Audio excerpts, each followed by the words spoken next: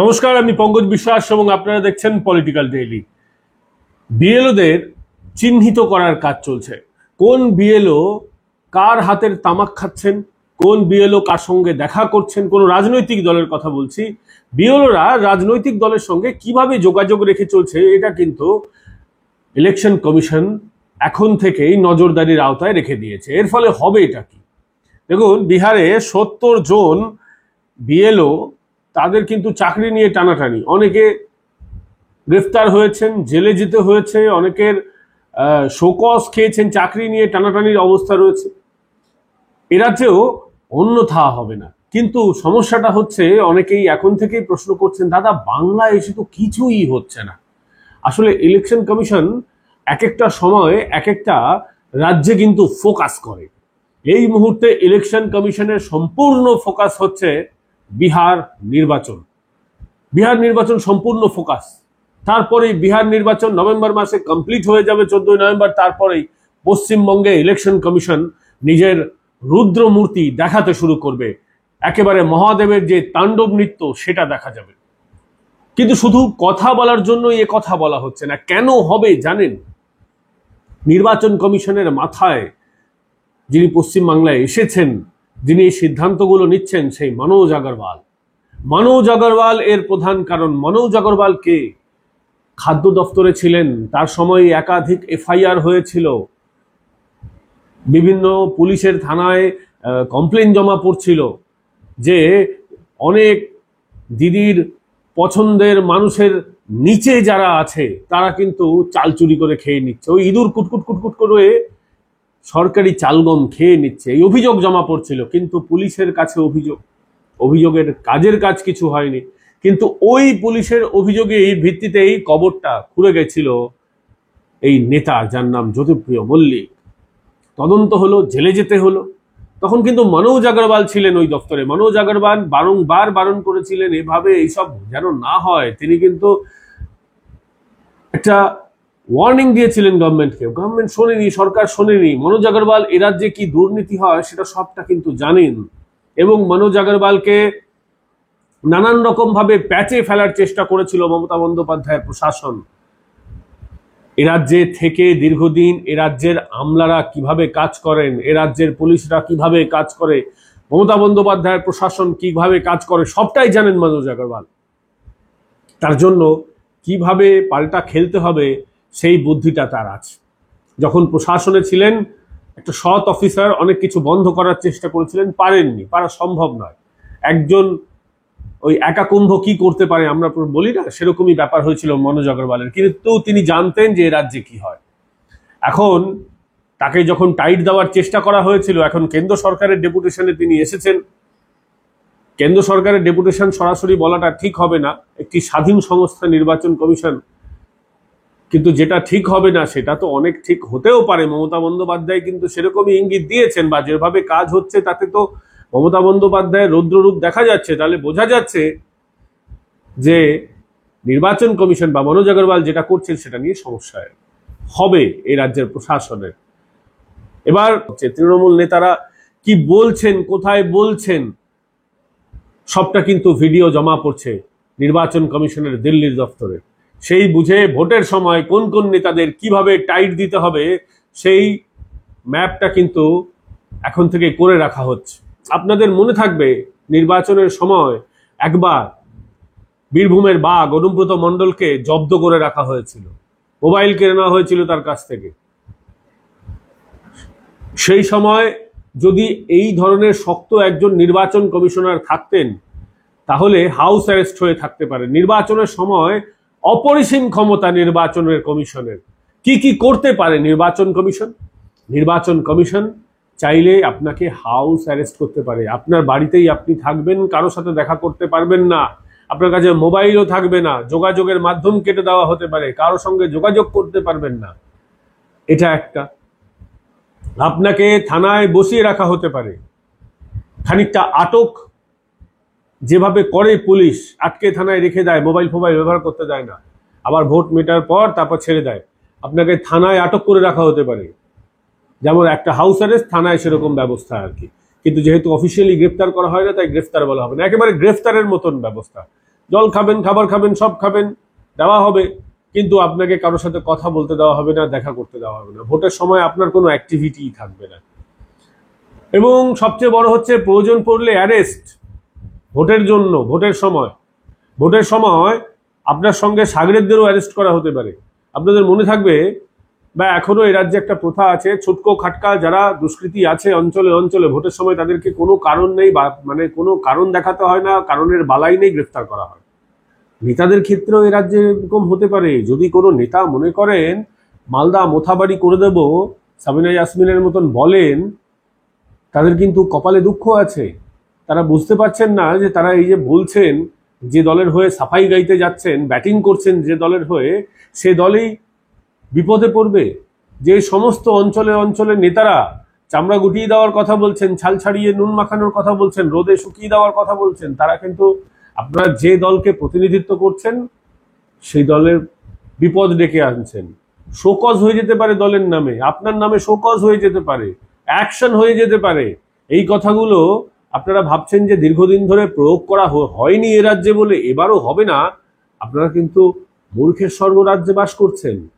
এবারের নির্বাচনটা অন্যবারের তুলনায় অনেকটাই আলাদা, সেটা কি টের পাচ্ছেন না? বিজেপি কিন্তু টের পেয়ে গেছে, বিজেপি কিন্তু বলছে। বিজেপি নেতার কথায় পরে আসছি, আগে আপনাদেরকে বলে দিই, যারা তৃণমূল কংগ্রেসের শাসক দলের নেতারা আছেন তারা কিন্তু এইবারের নির্বাচনটাকে হেলায় ফেলায় নেবেন না। মমতা বন্দ্যোপাধ্যায় অবশ্য নিচ্ছেন না। তিনি এখন থেকে বুঝতে পারছেন, আভাস পাচ্ছেন যে কি হতে যাচ্ছে। কদিন আগেই মমতা বন্দ্যোপাধ্যায় প্রধানমন্ত্রী নরেন্দ্র মোদীকে একটি চিঠি লিখেছেন। সেখানে অফিসারকে পঙ্কজ কুমার সিং নাম ভদ্রলোকের, তাকে মাথায় বসিয়ে দেওয়া হয়েছে অবজারভেশনের জন্য। এটা নিয়ে মমতা বন্দ্যোপাধ্যায় কিন্তু চিঠি চাপাটি করে দিয়েছেন। মমতা বন্দ্যোপাধ্যায় আসল ইঙ্গিতটা পেয়েছেন, ভয়টা পেয়েছেন। তিনি বুঝতে পেরেছেন যে এবারে কিন্তু বিপদ আছে। কারণ ধরুন জিটিএতে টাকার কি খেলা হয় সেটা তো দিদিমণি ভালো করে জানেন। তিনি নিজেও অভিযোগ এনেছেন, কিন্তু যেহেতু অনিত থাপা তার কথা শুনে চলছেন, মানে ওই যে তার হাতের তামাক খাচ্ছেন, সেই কারণে অনিত থাপার কিছু হয় না। কিন্তু এই অনিত থাপা যদি বেগরবাই করে, তাহলে মমতা বন্দ্যোপাধ্যায় প্রথম ব্যক্তি হবেন যিনি খর্গহস্ত হবেন এই অনিত থাপার উপরে। তার কারণ জিটিএতে কি ধরনের ৯-৬ টাকার হয় সেটা তো সকলের জানার কথা নয়, কিন্তু মমতা বন্দ্যোপাধ্যায় জানেন, প্রধানমন্ত্রী নরেন্দ্র মোদীরা জানেন। তো এই যদি জিটিএর ৯-৬টা কেন্দ্র সরকারও জেনে যায়, আরেকটা তদন্ত কমিটি বসে যায়, ব্যাপারটা ইডির হাতে চলে যায়, তাহলে তো গড়বড় হয়ে যায়। এটা কিন্তু মমতা আঁচ করতে পেরেছেন। সেই কারণেই আপত্তি জানিয়েছেন, কেন একতরফা ভাবে রাজ্যের কথা না শুনে এইভাবে লোকজন দিল্লি থেকে পাঠিয়ে দেওয়া হবে। তিনি কিন্তু বুঝতে পেরেছেন। এবার আসি বিজেপির কথায়। বিজেপিও বুঝতে পেরেছে এবারের নির্বাচনটা বরণ বাচন লড়াই। তার কারণ হচ্ছে এই যে এসআইআরটা অন্য রাজ্যে যেভাবে স্মুথলি হয়ে গেছে, আমি বিহারের কথা বলছি, সেখানে বিহারে নিজেদের হাতে ক্ষমতা ছিল তাই স্মুথলি হয়ে গেছে। এই রাজ্যে স্মুথলি হবে না।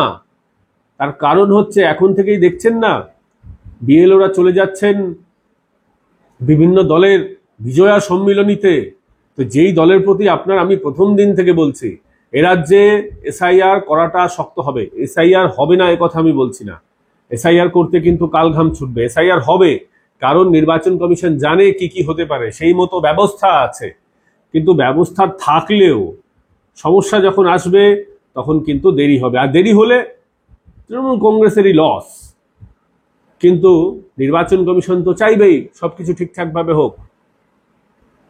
যারা বিএলওরা এদিক ওদিক করছেন, অনেক জায়গায় সমস্যা তৈরি করছেন, বিএলওরা নিজেরা কাজ না করে অনেক জায়গায় অভিযোগ আসছে যে তৃণমূল কংগ্রেসের নেতারা বাড়ি বাড়ি এই বিএলওর বিকল্প হিসেবে পৌঁছে যাচ্ছেন।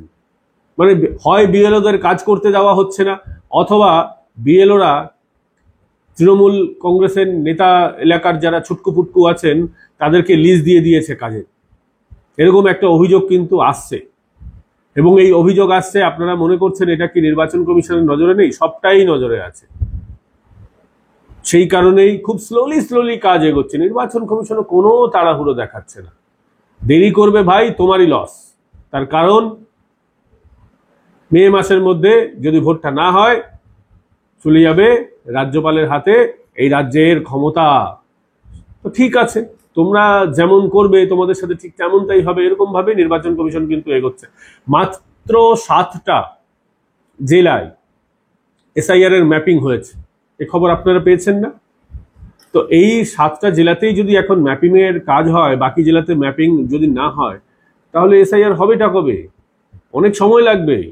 সময় লাগলে দেরি হবে, নির্বাচন পিছিয়ে যাবে, ঘোষণা পিছিয়ে যাবে, রাজ্যপালের হাতে চলে যাবে।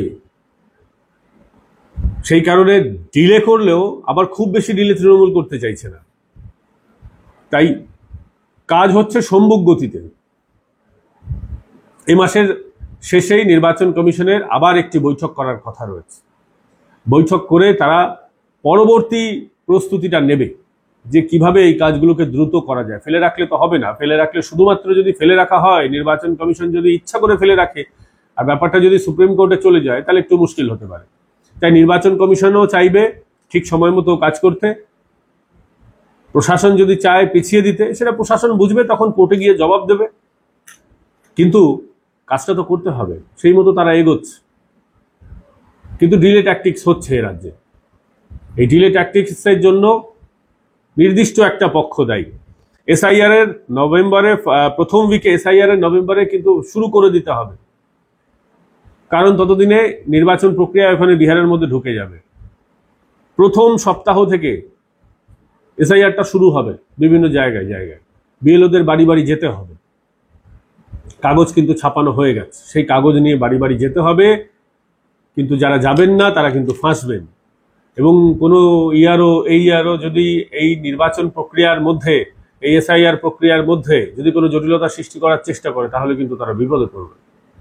যদিও তাদের ভূমিকা খুবই কম, তথাপি বলছি, এসআইআর শুরু হয়ে যাওয়ার পর তাদের তো ভূমিকা আছে। সেখানে যদি তারা সমস্যা করে, তারা কিন্তু বিপদে পড়বে। 30 তারিখ বৈঠক রয়েছে, বিভিন্ন জেলায় জেলায় ম্যাপিং এর কাজ কতটা এগিয়েছে সেটা কিন্তু তারা শুনবে। দিল্লিতে এই গোটা প্রক্রিয়াটা পাঠাতে হবে।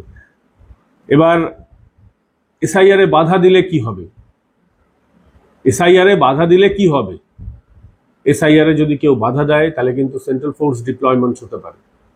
সেন্ট্রাল ফোর্সকে এ রাজ্যে ডিপ্লয় করে কাজ করা হতে পারে। এবং বারংবার যে বিভিন্ন কেন্দ্রীয় বিভিন্ন এজেন্সিকে কাজ করতে গেলে যে এখানে সেন্ট্রাল ফোর্স ডিপ্লয় করতে হচ্ছে, সেটা নিয়ে কিন্তু রিপোর্ট যাবে দিল্লিতে। ভয়ঙ্কর বিপদের সম্মুখে পড়বে।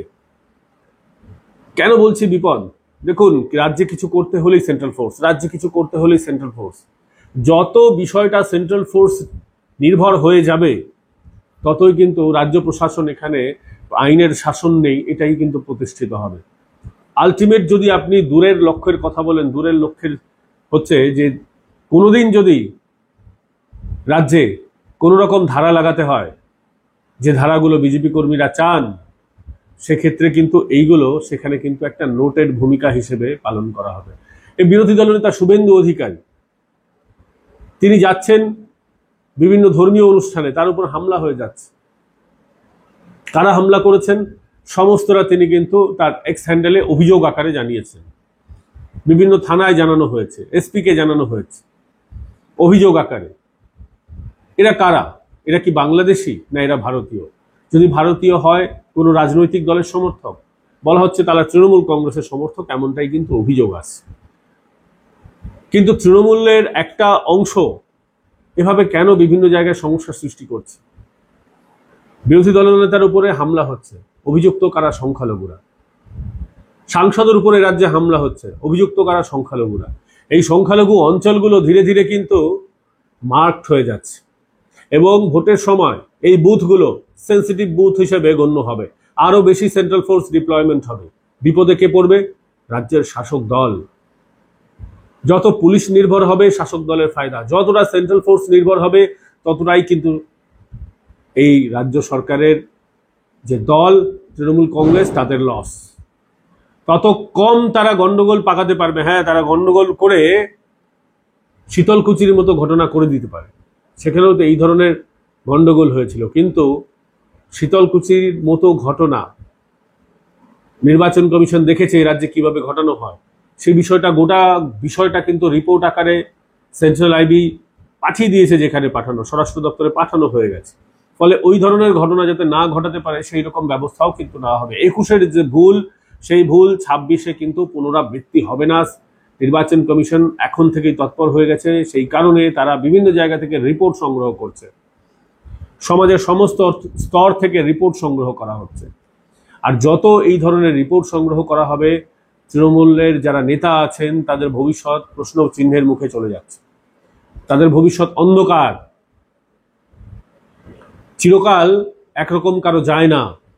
যদি কোনো সংস্থা মনে করে, কোনো রাজনৈতিক দল মনে করে যে একইভাবে বারংবার খেলে যাব, বাক্স বদল করে যাব, সেটা কিন্তু সববার হবে না। বাক্স বদলের দিন কিন্তু ধীরে ধীরে ইতি হয়ে আসছে। এবং এবার যতদূর আমার কাছে খবর আছে, পুলিশকে 200 মিটারের বাইরে রেখে কাজ হবে, নির্বাচন হবে। এমনকি স্ট্রং রুমের বাইরেও, স্ট্রং রুমের দায়িত্ব নাকি 26-এ পুলিশকে দেওয়া হবে না, এরকমটা কিন্তু নির্বাচন কমিশন এখন থেকেই ভাবনা চিন্তা শুরু করে দিয়েছে। যখন সময় আসবে তারা জানাবে। কিন্তু পুলিশকে বাইরে রেখে, এই পুলিশকে 200 মিটারের বাইরে রেখে যদি নির্বাচন হয়, স্ট্রং রুমের পাহারায় যদি পুলিশ না থাকে, তাহলে তো তৃণমূল কংগ্রেস গেল। 2011-য় যেভাবে নির্বাচন হয়েছে সেভাবে 2026-এ যদি নির্বাচন হয়, তাহলে তৃণমূল কংগ্রেসের টিকিটই আর খুঁজে পাওয়া যাবে না। এটা আমার মত। আপনাদের যদি এ ব্যাপারে একই মত থাকে কমেন্ট করে জানাতে পারেন। ভিডিওটা ভালো লাগলে লাইক, শেয়ার এবং সাবস্ক্রাইব করতে পারেন। যারা আমাদের জয়েন বাটন ক্লিক করে মেম্বার হয়েছে, আমাদের পাশে দাঁড়িয়েছেন অর্থনৈতিকভাবে, প্রত্যেককে সাধুবাদ, শুভেচ্ছা জানাচ্ছি। ভালো থাকবেন, সুস্থ থাকবেন। আগামীকাল ফের দেখা হবে নতুন কোনো বিষয় নিয়ে। একটা বড় ধামাকা দেবো আগামীকাল। ভালো থাকবেন।